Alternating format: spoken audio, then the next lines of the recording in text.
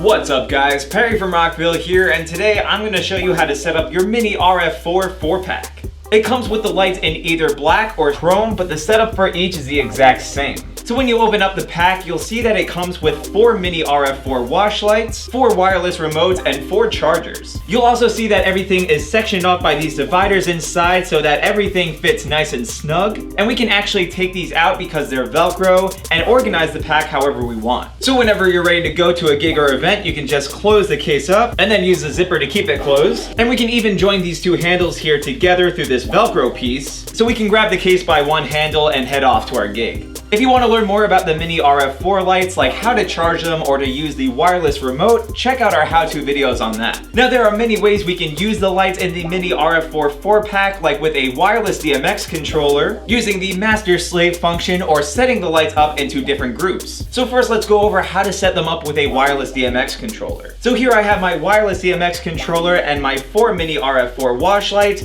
and the DMX controller is going to give us more control over the lights. So to set our lights up to the DMX controller, we're going to turn on all of our lights, and then we're going to set our lights to slave or wireless DMX mode by double pressing the power button until the group LED flashes quickly twice. We're also going to want to set the color group for each light to the same color by pressing the power button once. From there we can choose between the colors of red, green, yellow, or blue. So for today we're going to set them to red. We're also going to want to do the same thing with our DMX controller so that it can communicate with our lights. So again, we're going to want to set this color to red. Next on our DMX controller, we're going to activate scanner 1, and now we can go through each fader and see what they do for our lights. Fader 1 acts as the master dimmer, or how bright we want our lights set, so for today we're going to set that all the way up. Next we have fader 2 to control the red LEDs, so the more I raise it, the more red starts to come through. Fader 3 controls the green LEDs, so the more I raise that, the more green comes out. Fader 4 controls the blue LEDs. Fader 5 controls the white LEDs. Fader 6 will bring out the amber LEDs, and Fader 7 will bring out the ultraviolet LEDs. Now we can use any one of these faders to set the light to that color, or we can mix and match them to make up a custom color.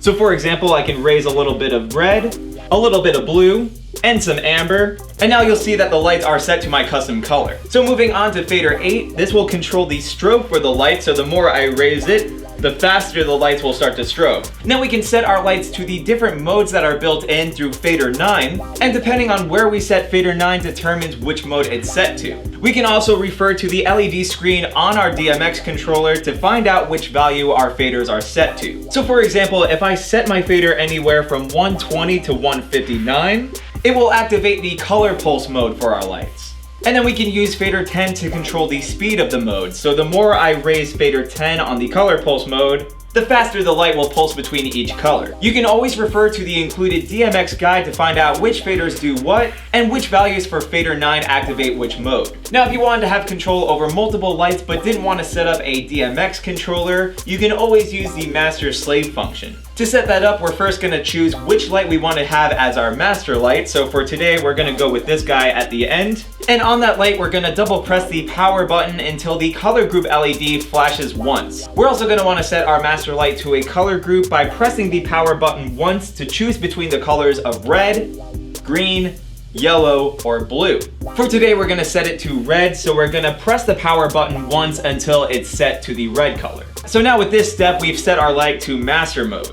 So we're going to set the rest of our lights to slave mode by double pressing the power button until the color group LED flashes quickly twice. So again, we're going to want to make sure to set our slave lights to the same color group by single pressing the power button once until the color group LED light is flashing red. So now to give our master light a command for the slave lights to follow, we're going to want to set our master light back to the RF mode by double pressing the power button until the color group LED is a solid color. Then from there we can take one of our wireless remotes and set the RF group for the remote to red by pressing the RF group button here on top until the light on our remote flashes red. From here we can set our light to any mode or color, and now as soon as we have it set to the mode or color we want, we can turn our light back to master mode again by double pressing the power button until the color group LED flashes quickly once. And now you'll see that all of the slave lights follow the master light. And again, if you ever want to switch the mode or color the lights are set to, you're going to go back to your master light, set it back to RF mode, pick a new color or mode, then we're going to set our master light back to master mode by double pressing the power button until the color group LED flashes quickly once, and then again all of the slave lights will follow. And if you had even more mini RF4 wash lights you wanted to set up, you can follow the same steps to set them to slave mode so that they follow the master light. Another cool thing we can do is set our lights into different groups by using the color group feature. So to demonstrate, I'm going to use all 4 of my lights and set them up into groups of 2. However, if you had more lights that you wanted to set up into these different groups, you can follow the same exact steps. So like I mentioned before, we're going to use the color group feature. So for today, we're going to set this group to red and this group to green. Now to set our lights up to the different color groups, we're going to press the power button once to cycle between the different color groups of red, green, yellow, or blue. So for this group here, we'll press the power button once until the color group LED is red, and then over here we'll do the same thing until the color group LED is green. So now I can use just one of my remotes to control each group. To do that, I'm going to use the RF group button here on the top of my remote, and then I'm going to press it until the light on the front of the remote flashes to the corresponding color.